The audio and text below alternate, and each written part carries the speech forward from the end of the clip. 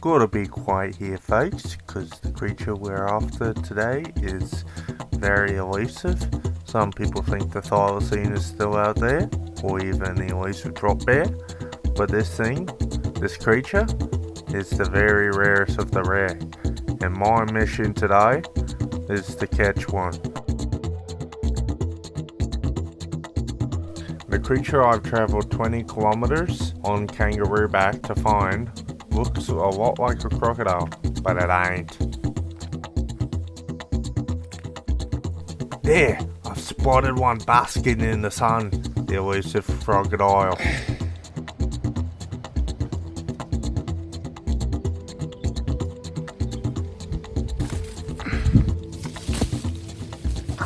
Crikey, this guy's a feisty one.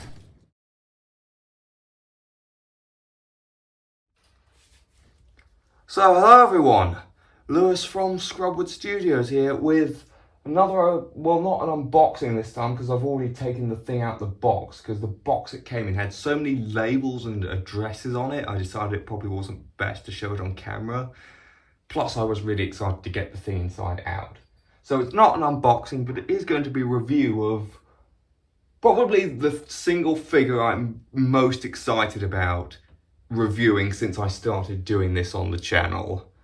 Like, I've wanted to get my hands on this thing for so long. There's no point in delaying it any longer. Let me bring out the mythical beast himself, the Bullyland Mastodonsaurus.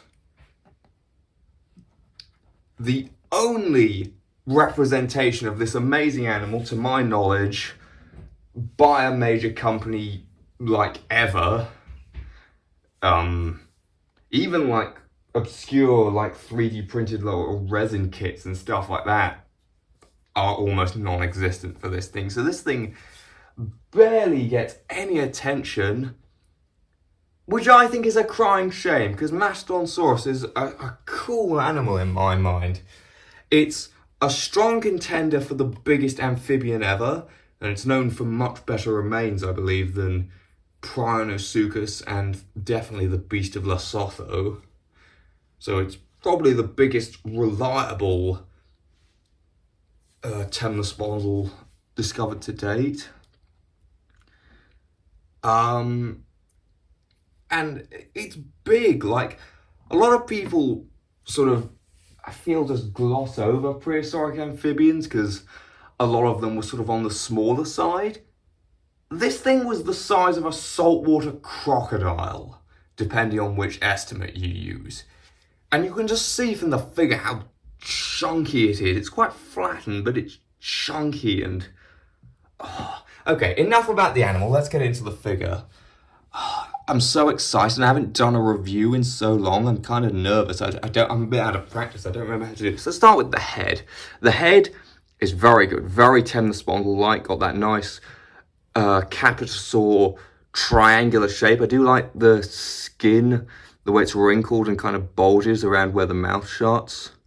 That's very nice. Mouth is nicely sculpted. It's in a closed position, which I'm usually not a huge fan of, but I think it works here. And given that Bullyland often aren't the best at doing the teeth on their figures, I actually think it's probably good that it's closed. Interesting enough, we can actually technically still see the teeth. See these little nodules here?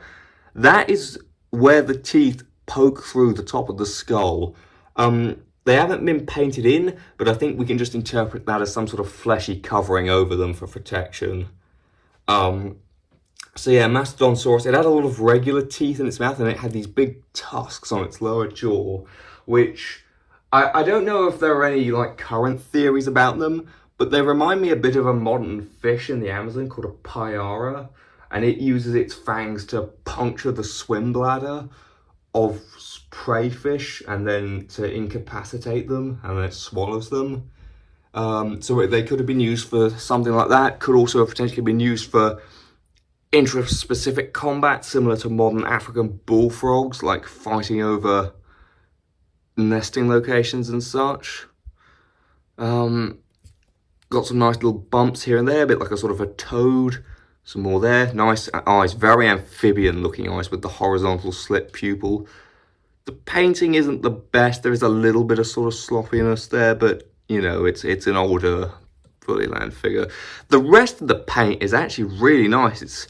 It's a very simple color scheme, like sort of brown with more brown, but I think for a sort of animal living in murky, swampy water, it works. And there's a bit of a hint of green here as well, kind of around the snout. And then there's this little spot, which is where the, what's it called? The third eye, that light sensing thingy on the top of its head would be. I forget the terminology. I should have looked it up before I did this review. I'm assuming these are intended to be spiracles on the top of its head, which is good because we do have, you know, evidence for that in Temnospondyl's. Nice skin wrinkles on the front as we get into the neck. Got all the legal... The feet aren't the best, but they're not actually too bad. They're a little bit stubby, but they look alright. Maybe the legs are a bit oversized, but not by much. And then we've got some nice, like a big bulge of muscle there, some more like bumps and like warts, like a toad here and there. Nice wrinkly skin there, reminds me a lot of a giant salamander.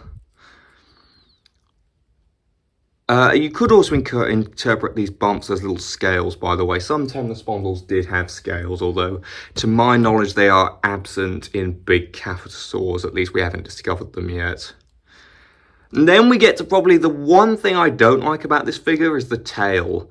Now, a lot of older reconstructions of Mastodonsaurus give it this really even shorter than this, like this little short wimpy toad tail. We now think that because its limbs were so short and weak compared to its bulk, that the tail would have been the primary method of propulsion in the water, and it probably would have had some sort of fluke or flattening, you know, like a paddle to help it swim. But other than that, considering how old this figure is, this is pretty bang on accuracy-wise, and that might just be because our knowledge of Temnospondyls hasn't evolved as much as, say, our knowledge of dinosaurs.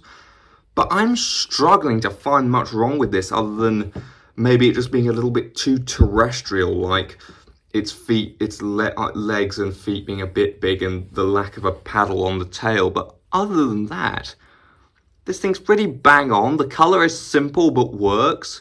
Obviously mine's second-hand, so it's got a couple of, like, you know, little scuffs here and there, particularly on the tail and also a bit on the head. So it's not in perfect condition, but even so, I love this thing. It's, you know, I think if Bullyland re-released this, I would buy the entire stock. Because this is, like, especially for the time, an incredibly good representation of a very underappreciated animal in my mind. Yeah, but with that, let's get on to outside photos and size comparisons.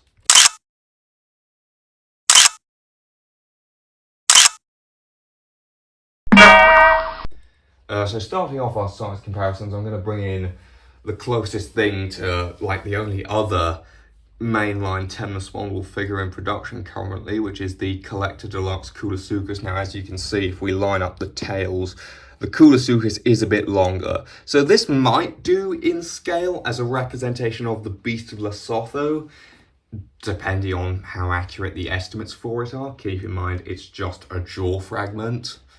But as Coolosuchus, this is way out of scale. Even though they are supposedly both in 1:20 scale, that Mastodonsaurus, like, this is a big estimate for Coolosuchus, and this is quite a small Mastodonsaurus in 1:20 scale. In fact, give me a sec, let me get a tape measure and do some measurements.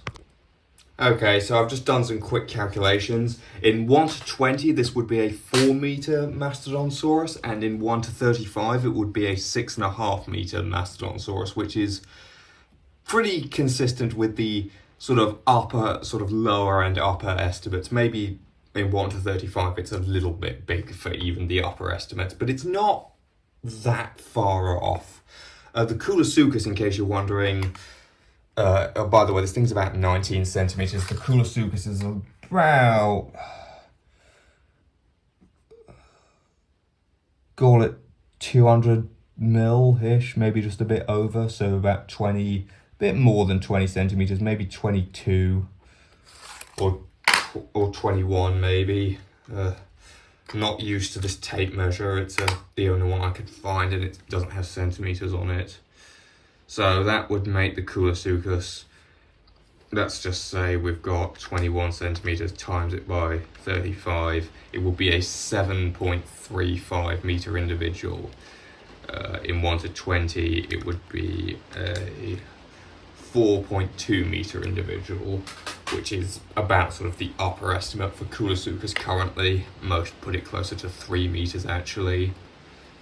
So yeah, this thing's a bit big, but either way, I am glad that the only 2 representations we have of temnospondyls from major companies are decent ones. This is pretty bang on, especially for the time. I'd say this is more nicely painted and sculpted with like the teeth and the detailing, but it isn't perfect. Like the head I do think is a bit too long.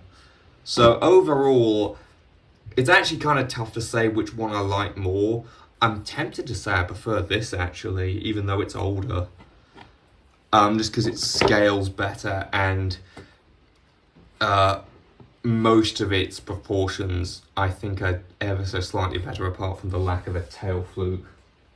Now, obviously one popular hypothesis for the extinction of the temnospondyls is competition with crocodilians, so let's bring in the Carnegie Deinosuchus here real quick. So this is obviously way too small next to the Coolosuchus, but if we go with a big estimate for Mastodonsaurus and we account for the fact that the Deinosuchus's tail is curved, they're actually not, like, this could be a slow estimate for Deinosuchus next to a very big estimate for Mastodonsaurus, maybe. But in reality, the Deinosuchus probably should be a little bit bigger next to it. But yeah, the Mastodonsaurus is quite a big model. Bringing in another Triassic creature real quick, here's the Collector Deluxe Liswichia, which kind of towers over it, although in terms of length, they're actually pretty close to the same. Yeah, they're about the same length-ish. So yeah, quite similar lengths, and these two actually I think look really good together. I can just imagine the Liswichia coming down for a drink at like a Triassic water hole, or perhaps wading in the swamp like a hippo, and then this guy pokes his head up, with perhaps just its eyes poking above the surface. And then for another comparison, we've got another Triassic animal, the Safari Postosuchus. This actually isn't too out of scale with the Mastodonsaurus, like, especially for a lower estimate. Postosuchus, I can't remember how big it was last I checked. The estimate was about 4 meters, so if we go with that, yeah, this isn't bad, although the Mastodonsaurus is quite a bit bulkier. And then for one final comparison, which definitely isn't quite in scale, we have the Collector Deluxe Human Being in 1 to 40 scale. The Mastodonsaurus is a bit too big next to it, by the way. So with that, I think it's time to give this thing a final rating. And that is tough.